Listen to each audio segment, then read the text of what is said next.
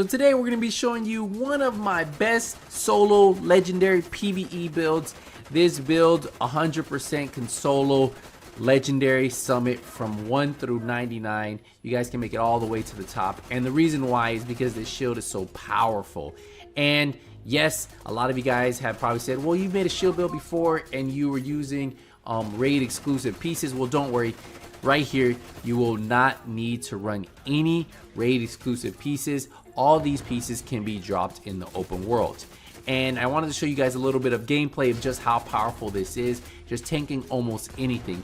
And I actually ran this in the summit on legendary with 3 directives. So this build actually works. But before we get into the build, we do want to say thank you to our sponsor of this video, Advanced GG. You guys know I have been partnered with them for a while. We even had the ice shaker that a lot of you guys picked up.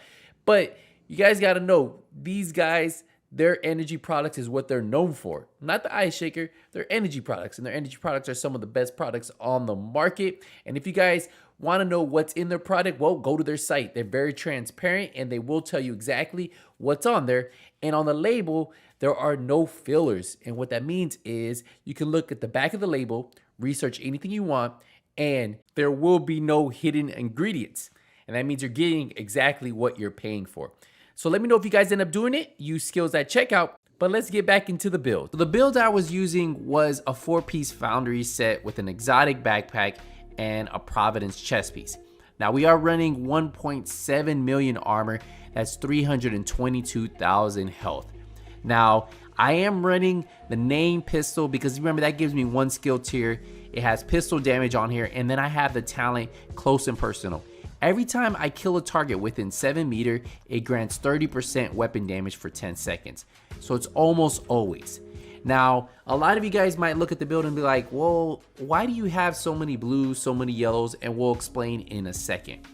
And yes, you could probably put a little bit more offensive roles, but I decided to keep more defensive roles for one reason in particular.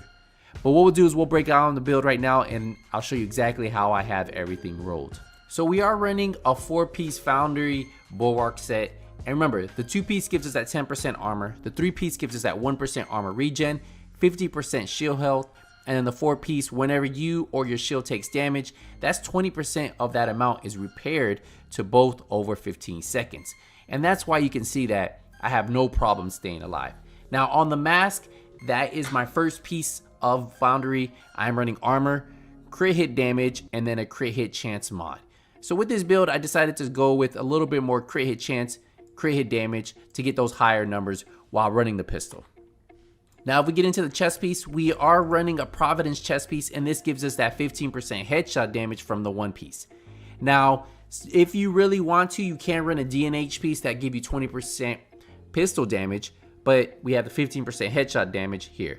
Now, I haven't found a God roll DNH chest piece, but if I can find one with these rolls with weapon damage, headshot damage, critical hit damage, then I would switch.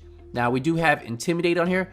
While you have bonus armor, this amplifies total weapon damage by 35% to enemies within 10 meters, and we should be able to keep that up at all times.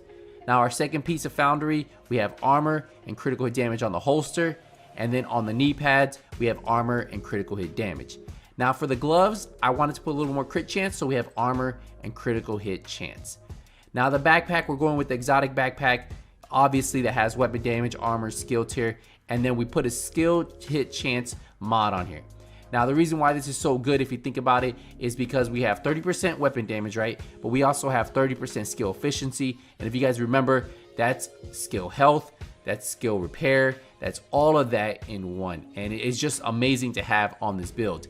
And we're gonna get into how much my my skill is gonna heal my shield in just a second. And you guys are gonna notice, you're gonna be like, wow, that's why he doesn't die.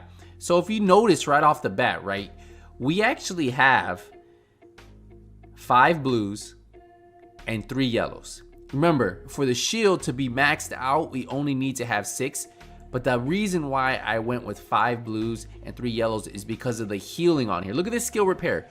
47% skill repair. That's amazing. That's almost half of my shield. And my shield at full buffs is about 19 million. So when I have the 30 stack skill efficiency from the backpack, the shield is at almost 19 million. So that's why this 47% healing almost half of that is crazy. If you look right here, the shield, right? It's at 14.6 million, 0 stacks. When this is at full stacks, 19 million. So just, it's pretty crazy. I have active regeneration on there. I have shield health, and the final one should be holster regeneration, or you can really mod this however you want, guys. Really, those mods don't matter too much with how powerful the build is already at. If we get into the stats of the pistol, we have almost 52% crit hit chance rate, 84% crit hit damage, and 136% headshot damage.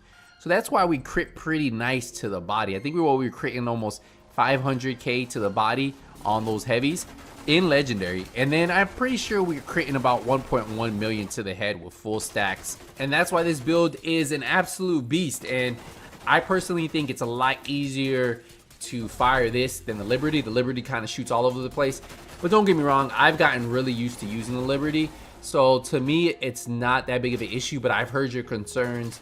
A lot of you guys say, man, I hate the Liberty, it's just so crazy.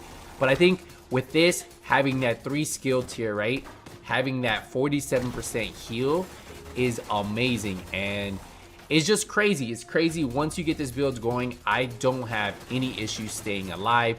Once I have a full stack, that's 4% armor regeneration on the build, right? And then we also have all the skill healing, all the skill repair, just so much going on that you guys should be able to solo legendary with this build.